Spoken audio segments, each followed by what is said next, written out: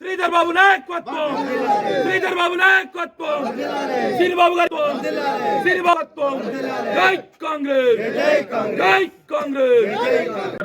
జగదీశ్వర్ రెడ్డి స్పీకర్ను అవమానపరచడం జరిగింది. స్పీకర్ దళితుడు.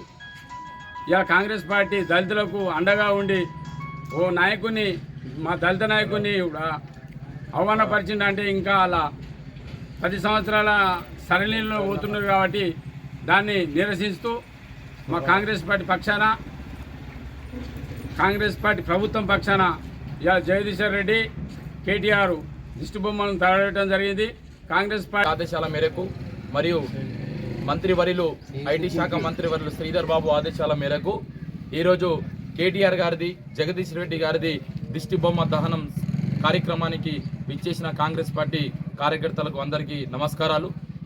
ఈ గత 10 సంవత్సరాలు టీఆర్ఎస్ ప్రభుత్వంలో కేసీఆర్ గారు దళితులకు ముఖ్యమంత్రి చేస్తానని మోసం చేసి ఆ రోజు కాంగ్రెస్ పార్టీ పక్షాన ఉన్న ఎమ్మెల్యే సంపత్ కుమార్ గారికి అసెంబ్లీ నుండి బర్తాఫ్ చేసిన చరిత్ర గత పాలకులది. మరియు దాంతో పాటు కూడా ఉప ముఖ్యమంత్రి ఉన్న దళితుడైన రాజా గారిని కూడా ఉప ముఖ్యమంత్రి నుంచి తీసేసి ఘనత టీఆర్ఎస్ ప్రభుత్వంది. ఆ రోజు తెలంగాణ రావడానికి ఆ రోజు ఉన్న పార్లమెంట్లో స్పీకర్గా ఉన్న మీరా కుమారి గారి కూడా తెలంగాణకు అపాయింట్మెంట్ కేసీఆర్ గారిని అడిగితే నిరాశించిన ఘనత కేసీఆర్ గారిది, కేటీఆర్ గారిది.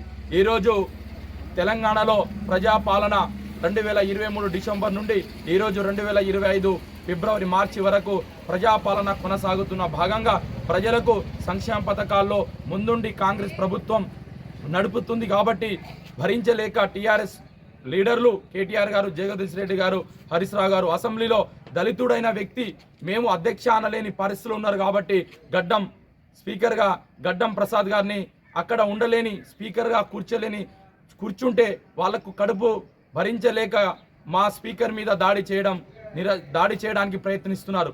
కాబట్టి ఈరోజు కాంగ్రెస్ ప్రభుత్వం ప్రజల పక్షాన నిలబడి మా మంత్రివర్యులు శ్రీధర్ బాబు గారు 6 గ్యారెంటీలో భాగంగా ప్రతి ఒక్కటి సంవత్సరంలో 57,000 ఉద్యోగాలు ఇచ్చి 6 గ్యారెంటీలో భాగంగా 3-4 పథకాలు ప్రజల్లో రుణమాఫీ కావచ్చు, రైతు బంధు కావచ్చు, ఆర్టీసీ బస్సు కావచ్చు, గృహజ్యోతి కావచ్చు, మహాలక్ష్మి పథకం కావచ్చు, ఈరోజు ప్రజల పక్షాన నిలబడి కొట్లాడుతున్న ప్రభుత్వం. కాబట్టి ఈరోజు భరించలేని పరిస్థితిలో టీఆర్ఎస్ ప్రభుత్వం ఉంది. కాబట్టి మేము ప్రతి ఒక్కరికి, రైతులకు కానీ మహిళలకు కానీ అన్నింటిలో పథకాల్లో మేము ముందుండి ఇంకా 3.5 సంవత్సరాల ప్రభుత్వం ఉంది. కాబట్టి 6 గ్యారెంటీలో పబ్లిక్లో వెళ్ళిపోతే మేము ఈ తెలంగాణ రాష్ట్రంలో బతకలేమనే ఆలోచనతోటి దళితుల మీద దాడి చేసి రాజకీయ కుట్ర తెరలేపాలని చూస్తున్న కేటీఆర్ గారికి, జగదీష్ రెడ్డి గారికి మా కాంగ్రెస్ మండల పక్షాన తరఫున ప్రభుత్వానికి, కాంగ్రెస్ పార్టీ పక్షాన ఒకటే, వీళ్ళకి ఇమీడియట్లీ అసెంబ్లీ నుండి రాజీనామా చేసి వీళ్ళు రాజీనామా చేయాల్సిందిగా కాంగ్రెస్ పార్టీ పక్షాన మేము డిమాండ్ చేస్తున్నాం. మొన్న జరిగిన అసెంబ్లీ సమావేశంలో మా దళిత నాయకుడిని, స్పీకర్గా ఉన్నటువంటి ప్రసాద్ను అవమానపరిచిన ఆ కేటీఆర్ జగదీశ్వర్ రెడ్డి గారి దిష్టి బొమ్మ దగ్ధనం చేయడానికి వచ్చినటువంటి మా కాంగ్రెస్ కార్యకర్తలందరికీ నా హృదయపూర్వక నమస్కారాలు తెలియజేస్తున్నా.